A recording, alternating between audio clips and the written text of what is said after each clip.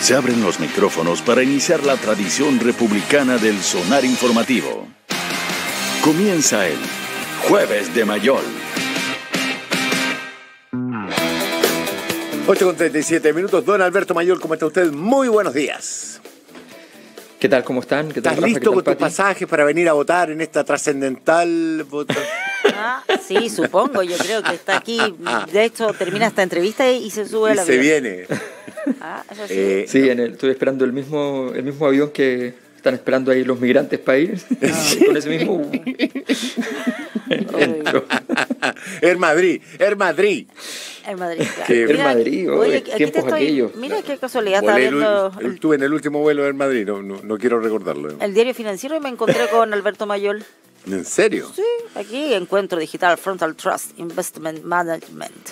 Ah, está cierto, ahí como cierto, panelista. cierto. Mira, artista invitado. Para el día siguiente de Del la proceso elección. constitucional. Sí. Jueves 11 de mayo, dice, por cierto. Sí. Ya. Oye, No, sí, además, efectivamente estamos con... Bueno, yo este fin de semana, de hecho, tenemos con Jaime en Belolio, el seminario mira. mensual de la Cosa Nostra, tenemos el taller con la encuesta. ¿Ya? Y ahí vamos a analizar todo lo que es la proyección, pero sobre todo el análisis del cambio de clima, porque vemos numerosas variables que muestran el cambio de clima político. A ver, abordemos ese tema y yo sé que tú no puedes dar detalles de esa encuesta que hicieron, pero así a lo mejor solapadamente puedes enunciar algo sobre esas proyecciones. Sí, es que claro, lo que pasa es que sí se pueden dar detalles en el sentido justamente del clima general, porque eso no tiene que ver directamente con la votación. Lo que no se puede hacer es generar la sensación de una especie de, estos son los que estos obtienen tanto, qué sé yo, o sea, dar ese tipo de datos no. Pero en el fondo, el cambio de clima, por ejemplo, es importante porque hay muchas preguntas que hemos hecho en serie hace mucho tiempo, y mucho tiempo, donde esas preguntas han sido normalmente muy relevantes para ir mostrando la dirección, no solo política, sino que también la visión cultural que se impone en el país. Y en ese sentido, por ejemplo, durante mucho tiempo, en todo este ciclo 2011 hasta la fecha, por ejemplo, la palabra, el valor de la igualdad había crecido un montón. En la última medición que hicimos se había achicado bastante, pero todavía era el más grande. Y en esta fue derrotado. Entonces, ese tipo de cosas son interesantes. Ese tipo de detalles a mí me parecen que son los más interesantes. Por ejemplo, también hay preguntas que hablan respecto a si se le atribuye a la riqueza, a la extrema riqueza, digamos, un valor positivo de gente que tiene el mérito de llegar ahí, o un valor negativo en términos de que normalmente es símbolo de alguna clase de abuso. Y esos números no cambian tanto, pero se mueven entre 60 para un lado y 40 para el otro, y viceversa, y a veces están empatados. Y estamos también en un momento donde el mérito de la riqueza ha logrado repuntar enormemente, cosa que había caído mucho desde la época de la crisis 1 de la Polar y qué sé yo, venía muy duro. Entonces hay un cambio de clima que es bien evidente, que nos conduce además a una elección donde probablemente sea la más metafísica de las elecciones, porque ustedes ven las campañas y es como...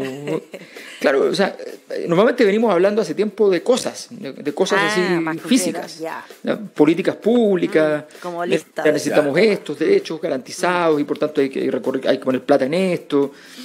Pero primero, el problema de la seguridad, contrario a lo que parece, es una de las cosas menos físicas y materiales que existen. Es percepción.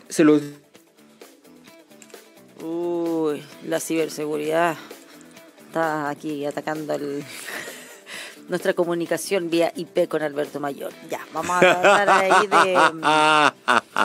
de recuperar este contacto con Alberto Mayol. Pero bueno, todo esto en miras a lo que va a ocurrir este día domingo, en que no muchos se atreven a hacer proyecciones, más que nada porque por un lado está este desinterés que evidencian las propias encuestas, pero por otro lado es voto obligatorio.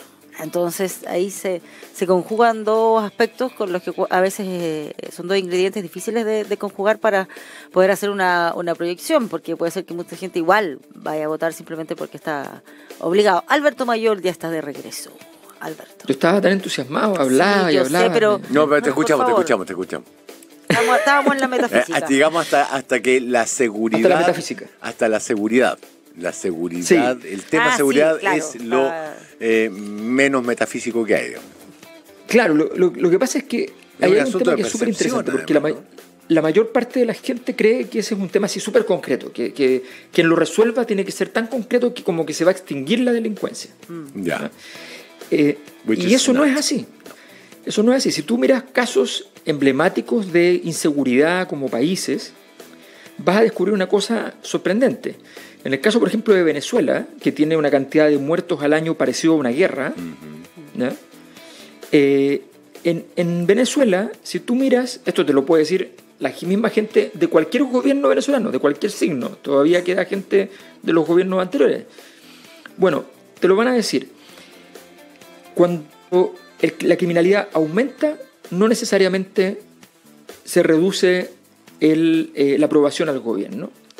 Y cuando la criminalidad disminuye, no necesariamente el gobierno se apunta triunfos en términos políticos.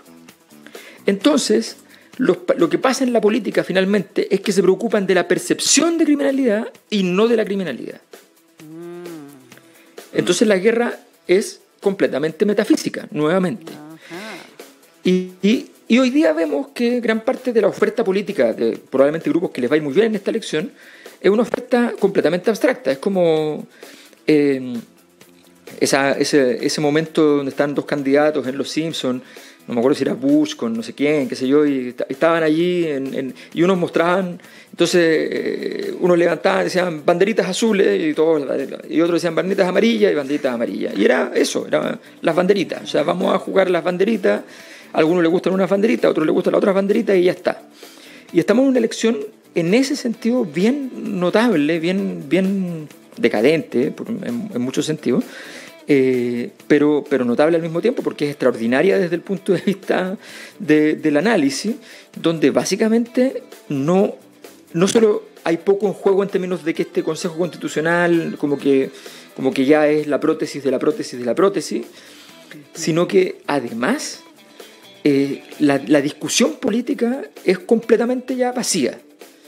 Y por tanto lo que queda es como yo apoyo el himno nacional. Yo apoyo el himno nacional sin la siguiente estrofa. Yo apoyo el himno nacional con todo lo que traiga. Da lo mismo.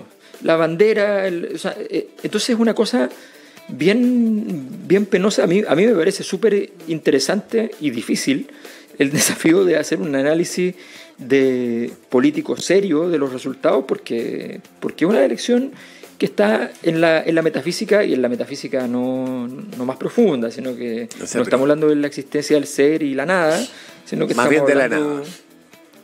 Más bien... A ver, mira...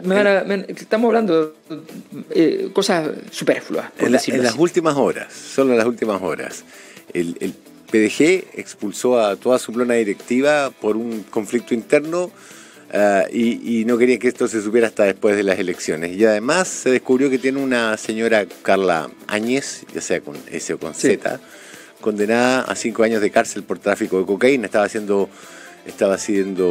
la condena es antigua, es del 2010. Lo que a mí me resulta tan divertido es que recién ahora se dieron cuenta cuando ya estaba siendo promocionada como consejera constitucional, digamos, por el propio tótem gurú Parisi, Papito Corazón Parisi, como consejera constitucional. Entonces hemos llegado a tal nivel de decadencia política que este tipo de cosas simplemente son anecdóticas, no importan. El Partido de la Gente, uno de los partidos más numerosos de Chile, un partido creado en torno a la nada. Porque si hay algo que no tiene nada de fundamento ideológico de por medio es el PDG, construido en base a gente que quería más retiros, mineros en su momento, Papitos Corazón por la otra.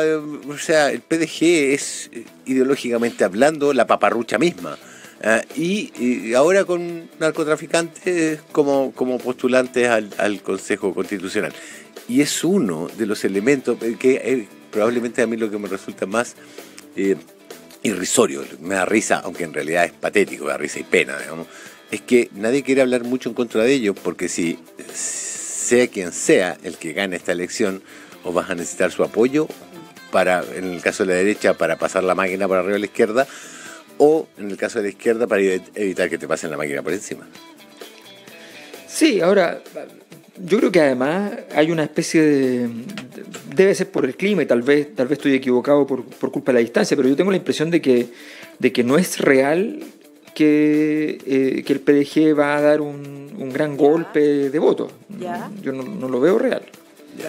Creo que sí es cierto que Republicanos va a tener un crecimiento y que probablemente se convierta en el principal sector político en términos individuales del país. Eso sí lo pienso, pero no creo que sea que el PDG dé un golpe tan fuerte, justamente porque da la impresión de que, a ver, en política pasa mucho, cuando empieza a crecer un movimiento, llegan un conjunto de actores concurrentes a poder sumarse. Y cuando tú estás formando algo, es tan difícil formarlo que cuando empiezan a llegar, se acepta, por definición. Cuesta mucho, además que tendrías que tener alguna razón para decir que no, y tendrías que tener unos super equipos para poder verificar todas las cosas y qué sé yo. Y luego la gente ya está dentro, y luego entonces dice, oye, yo estoy súper motivado y quiero ser candidato, fantástico. Entonces estas cosas efectivamente pasan por las dinámicas mismas de la política, por un conjunto de exigencias de que los partidos para inscribirlos tienen una cantidad de tiempo. O sea, hay un conjunto de razones. Pero evidentemente, cuando tú tienes un discurso político donde es tan importante el tema del narcotráfico, cuando estás trabajando con Carter, que anda demoliendo las casas, obviamente esto es un cañonazo en el corazón del sistema. Y justo antes de la elección es una crisis total, y probablemente esto explique toda la renuncia, todo lo que significaba, en fin.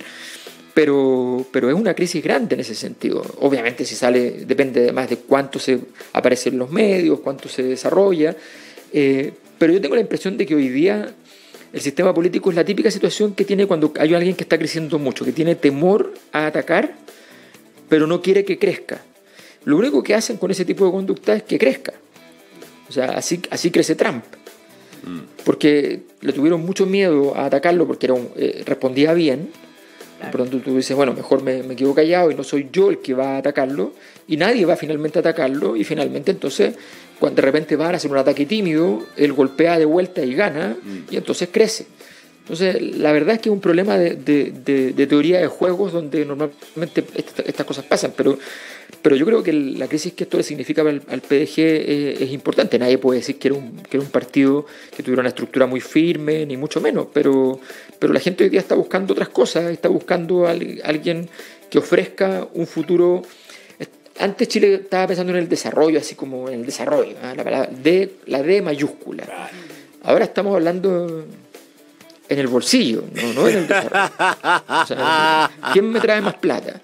Y si alguien te promete plata, uno que sepa que es más o menos mentira, igual le da gusto. Y claro, esto debe ser tan corruptible al final del día, ¿no?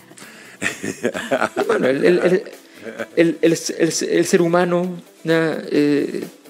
tiene la tendencia a la grandeza y también a la corrupción en el sentido amplio del término. Hablaremos de eso una vez que haya pasado el próximo domingo. Grandezas y no tantos en nuestra cita semanal con don Alberto Mayor. Alberto, muchísimas gracias, compadre. Un abrazo gigante. Gracias a ustedes. Alberto. Nos vemos. Que estés bien. Hasta luego.